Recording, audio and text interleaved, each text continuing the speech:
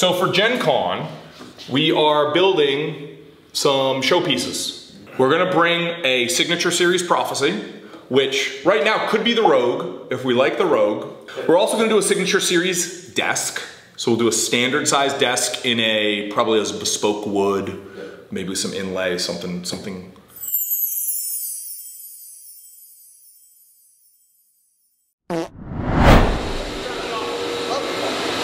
5/8 by half inch.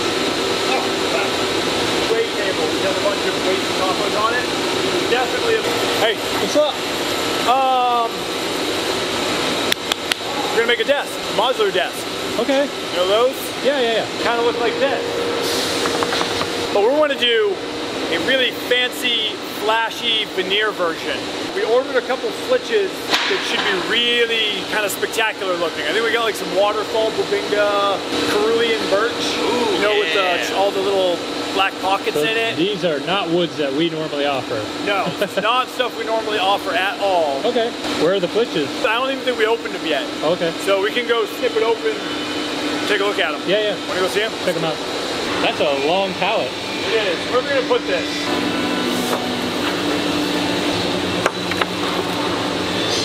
I don't know. That's not veneer.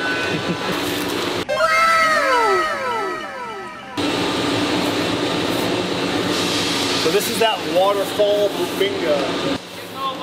This is one of my personal favorites. This is a flitch.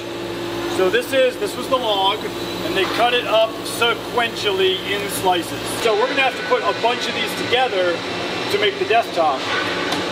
So deciding which way you match it can actually have a really big impact on how it's gonna look ultimately. You know, do we flip it open like this, which is a book match, so the pattern matches perfectly, and then you repeat that matched pattern, or the grain on this desk runs this way. Run the grain front to back. Yeah. And here's fun, figuring out which way it looks the best. And then we got some bacote too. All right, so this looks good too. When you've got sappy edges on the veneer, depending on your aesthetic, this light wood here can be a bug or a feature. Right. You know, either you're like, oh no, this light wood doesn't look like the rest of it, you might not like that, or you know, you use it as a design feature where you actually you tie that pattern into the rest of it. Yeah. You know, really makes it look more like a log, a tree, like actual wood when you include the sap into it. Once we've decided that, like, yep, this is how it's gonna work, I think we're gonna make probably one of each of these. Just see if people like them. Hi Cass. Hello. How's it going? Good. I hear you're making some fancy desks. Yep. We're gonna pull some lumber. Cool. We're gonna mill that, all get it ready to put it together. Sweet. Alright, what are we looking for? Some fancy stuff and some normal stuff. Maple, ebony, wenge, and then rosewood and bubinga. Gotta get really picky with the rosewood. The fun part is I'm allergic to rosewood. Oh no! It's fine, I'll survive. Can you not touch it? I mean, I'll be fine, it just makes it a little itchy. Aww. See any ebony hanging out? Of course, the only piece over 7 inches is all the way at the bottom. Actually, what am I thinking? We're doing this one with finger jointed boards, so it's more sturdy, and we already grabbed those. So we don't even need this. These are the only 3 finger jointed ebony pieces in the entire shop.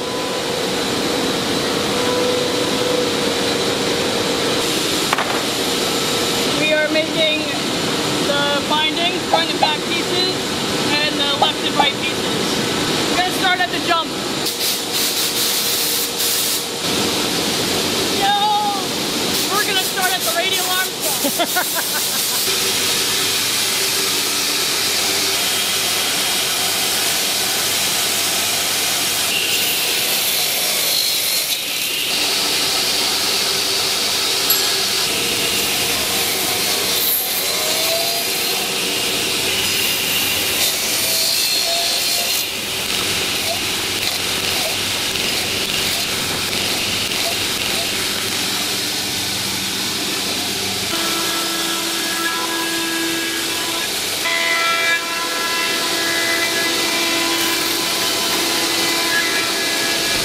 following day. How's it going, Jay? But Yeah. at least the glue will cure really quick. What are you working on right now? The first stage of glue ups for modular desktops. So this one's going to be the Bubinga one. So we're basically going to put some domino biscuits in here, get those glued up. Once those cure, we're going to trim the ends, clean those up, glue the binding on either side. Then that's smooth, and then we've got the 2 layers of veneer after that, and then CNC.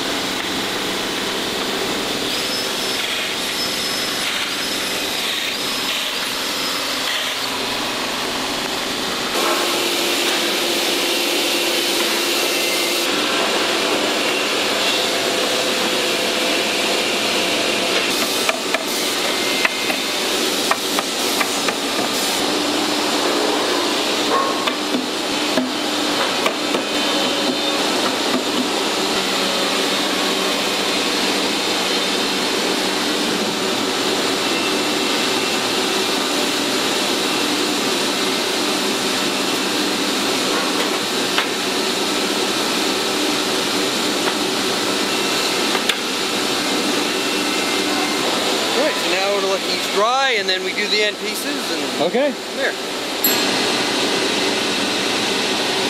Okay, so I messed up, Matt. Oh, This is my fault. the rare Ian mess up. Yeah, you know how Doug sometimes talks about like the rare Dougie L? Yeah.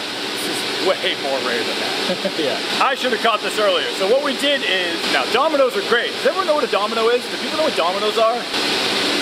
Domino. This is a domino. Yeah, sure. This is how you can put things together really quickly. It lines everything up nice and easily. Right. Now it's not really a structural thing.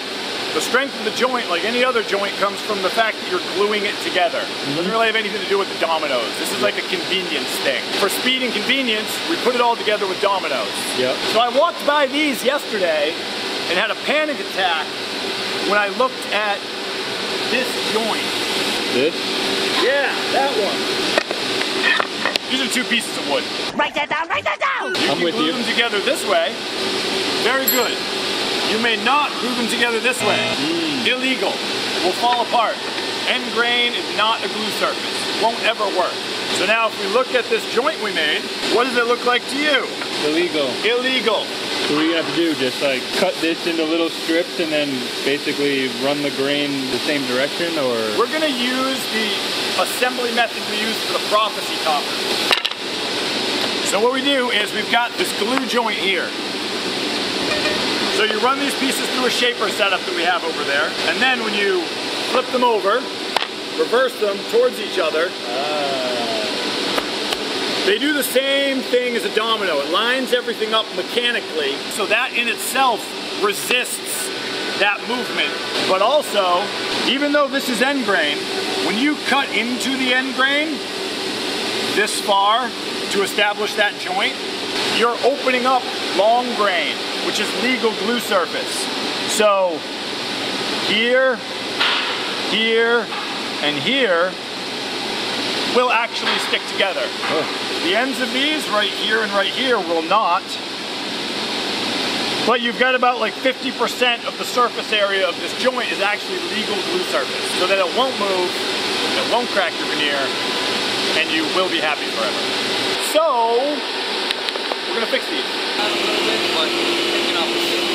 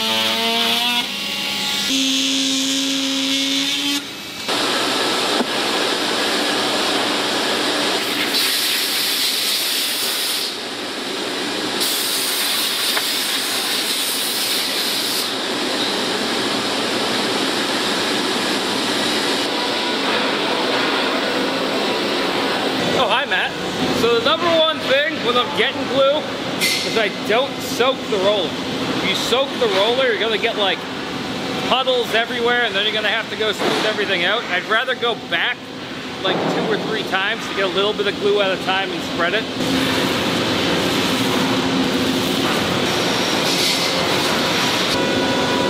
You should have a good like inch or so all around.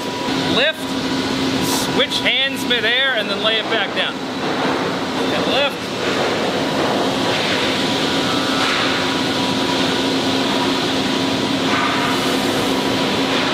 We do it again. That's it. It's easy.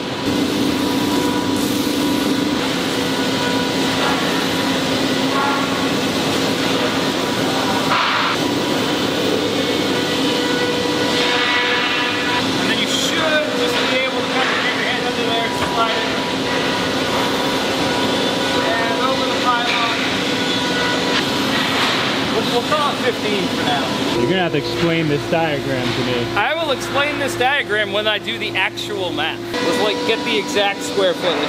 60 and a half times 30 and a half, right? Divide that by 144. So about 13 square feet. Yeah. This is the square feet. Okay. This is the PSI you're looking for on this side. And on this side is what bar you set, like what barometric pressure you set to this. We want to be between 30 and 40 PSI, and we're at 13 square feet. So these little lines go in intervals of 2. So 13 would be like right here. I want to get in between 30 and 40 PSI, so I want to be just about here, which means I need to be at about 120 bar. Okay. Got it right. Okay, okay. Now we wait, and hopefully it all works. All right, give it a good check on each side. If you can actually feel that the wood was still moist, which sometimes you can feel that, then like this would need another minute or 2. But basically what you just want to feel hot wood at this point. Yeah, you realize what you said too. It took me seeing you laughing to see it. Later.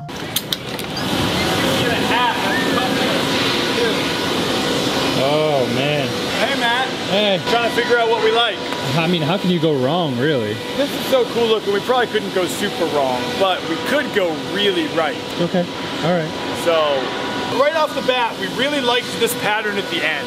The heartwood's coming through the sapwood in lots of different places. Yeah. So we're really attracted to this.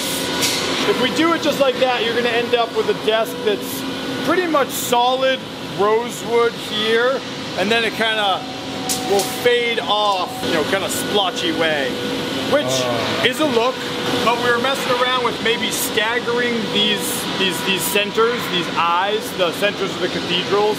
It's a little more natural looking. It kind of evens out the overall tone of the panel, where you get a similar amount of red, and it doesn't transition so hard from very red to very creamy. So, anyone have any other thoughts? What if we consider, if we stack these all the same way, what happens if we do the flip? So we take this end right here and flip it so it matches with this line. Yeah. Like, how does that look? So that would be the same as... So it's like right about here.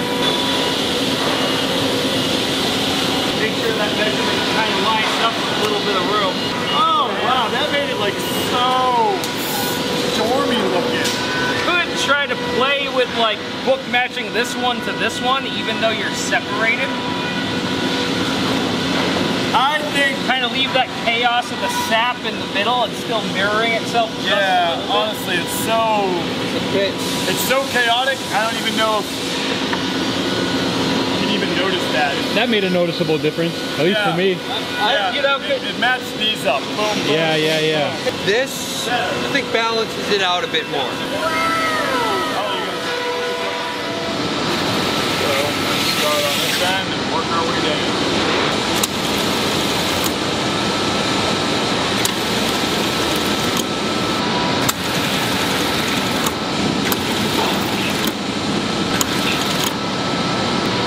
Okay, there we go. together. Nice. How do you know which side is? Nice, okay. I was just gonna guess. I had no idea. I was gonna cross my fingers. Look at all this glue.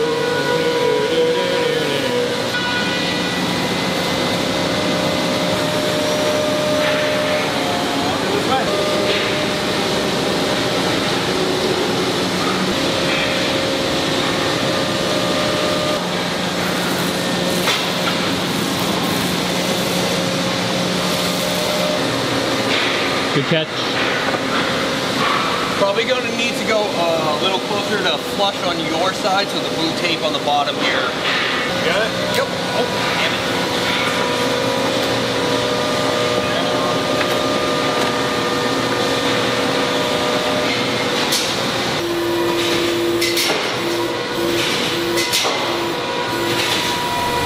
It's very busy.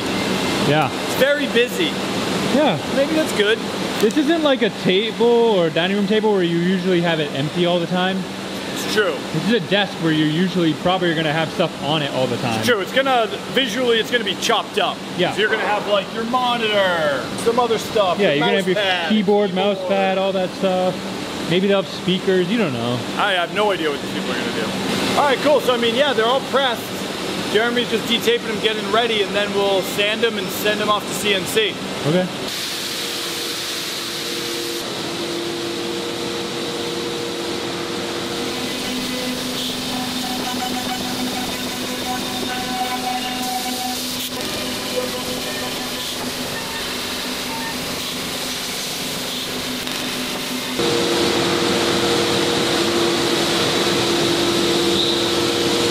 That's some sexy bow rope. Yeah, it looks so good.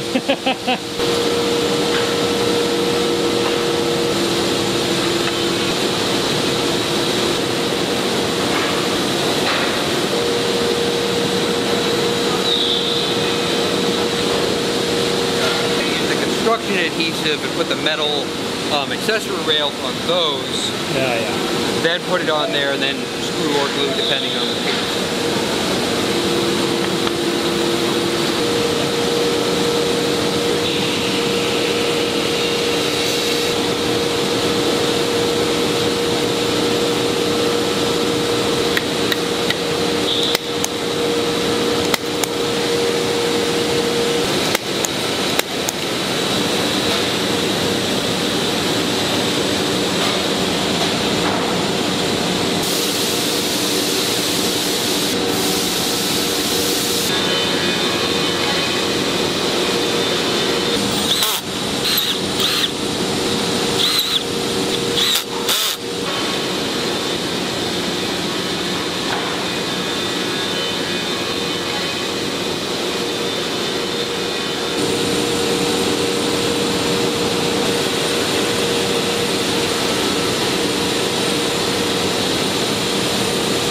Not mind sitting at that desk. Yeah, it's definitely not getting less cool. Hey! Hey. Desks. For gamers. Hardcore gamers. Real gamers. Wowers only. Or not gamers. Or anybody. What if you just like have a job? An office? A home office? Like, So innocent. So innocent. What are we waiting on? Anyway, I don't know who we're waiting on. Is Jason coming? I tried to chase Jason down. people, so. Yeah, I think this is plenty. These are new materials. And so we took some of these new materials we're thinking of offering for Signature Series. We thought doing computer desks was a really good way to get a nice big picture of the grain. Yeah, these are things that we've used before for like dice vaults and, you know, towers, like the small platform accessories, and we haven't used them on a large scale. Some of them because they're rare and hard to find, but since we're doing veneered desks, it gives us the opportunity we can actually show it off. Do you want to talk about anything else, Ian, and then we'll just look at them one at a time, or? Yeah, no, the main decision that I kind of wanted to come to was we got 5 options here. You guys are taking 1 to the show. So I kind of wanted to pick what you want to take to the show. And then we can talk about monitor ledges and some cable management to go along with it. You're waiting for us to choose the Gen Con build. Yeah. Then once we've chosen our favorite for Gen Con, then you'll make accessories for that one. Yep. Got it. They aren't finished yet, but we put a little mineral spirits So on it. which wood is this? This is Bacote. Bacote. This is kind of more what you're gonna be looking at. That does look really good. I can already tell right now this is gonna be a hard choice. Yeah. This is already, I can already tell this is gonna be hard. I love the alternating book matches. Yeah. That looks really cool. Prophecy toppers, I've always seen them just book matched, you know? And Yeah. there are people who are going to love sort of that chaotic alternating pattern. It's a book match and a slip match. A slip match? So a book match is if when you take the veneer and you do it this way, that is a book match. Yeah. A slip match, oh, here we go. Yeah, so this is a book match. You open it like a book. A slip match is, it's longer, so it has the same grain, and you just slip it next to each other. They have 3 book matches, and then they sort of staggered them and flipped one. Reversed them. Yeah. I think it's a stunner. Oh, it is. It's great. It is. Thinking in terms of bringing to Gen Con, like we have tables already that show a lot of variety in grain pattern and coloration. So like that's kind of why I'm leaning against this one compared to some of the other options. Because we have like the Rogue. Yeah, and the Bow Row even, the Bolivian Rose with Prophecy. Yeah. You're seeing that like option of a wood that's really vibrant, you know? Any requests? We're just gonna go right up the line. I go Babingi.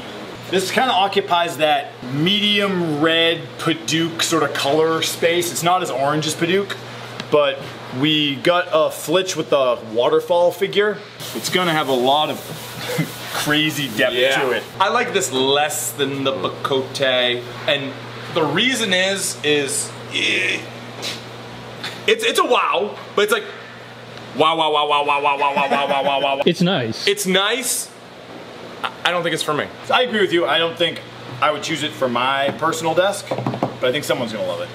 And whether we take it to the show or not, it might come in slightly above the Bacote for me right now. Really? As much as I love it, like I said, it's one of my favorite woods, but the figure is really unique. It's because Ed's a guitar guy. That's true. It does look like a guitar top. He's a guitar guy. As far as the show, I would bring this one over the Bacote. Really? Because of the fact of like Bacote and Bow Row covering the same sort of, same ground. So this would be at least a little different. oh, ebony. Yeah, I thought it was cheap.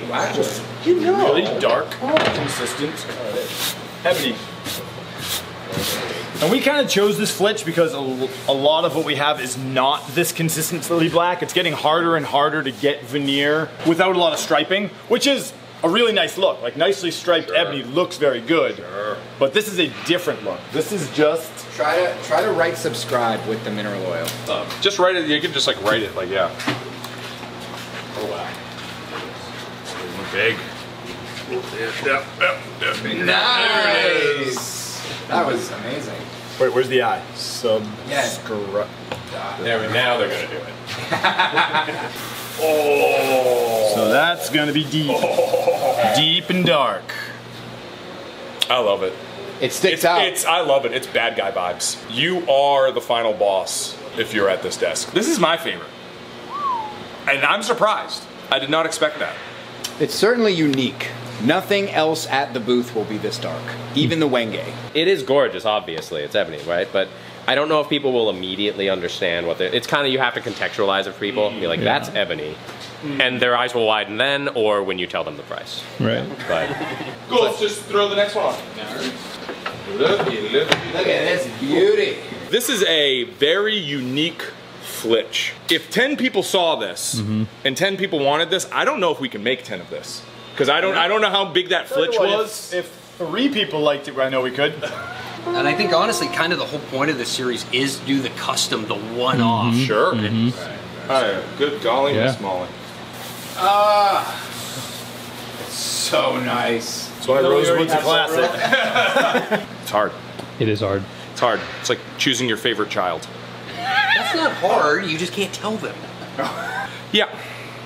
I don't know. This is my favorite so far. Really? Yeah. There's a part of me that wants to like bring it with a for sale sign.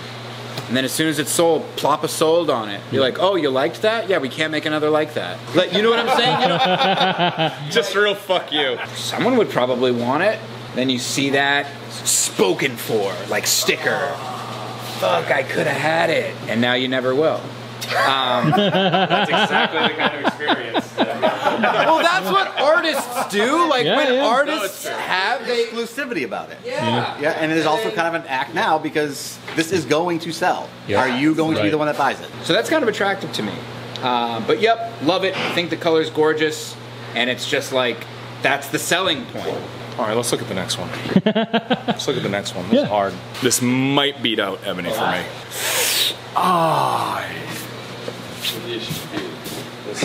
So Ian, what's this wood called?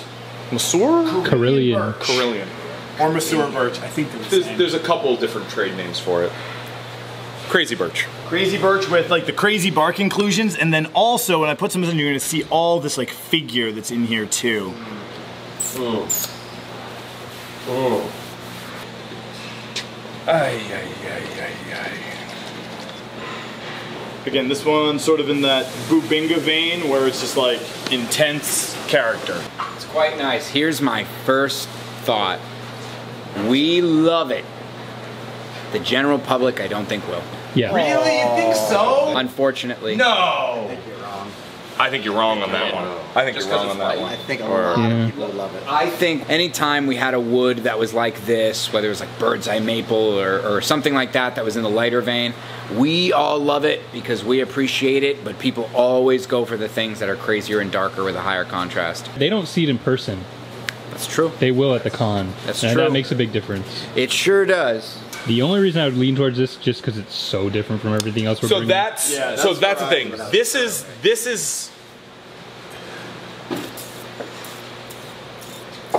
this would actually stick out in the booth. It shows the variety in the wood choices. It shows it is a lighter wood, which I agree. People tend to go with the darker woods, but this is just so different from what they're going to see from the other tables and desks. I like showing them that variety. Have you made your final decision? I would choose this one. Okay. For Gen Con. All right. You ready for Gen Con? Yeah. You going to Gen Con? I'm going. All right, let's go.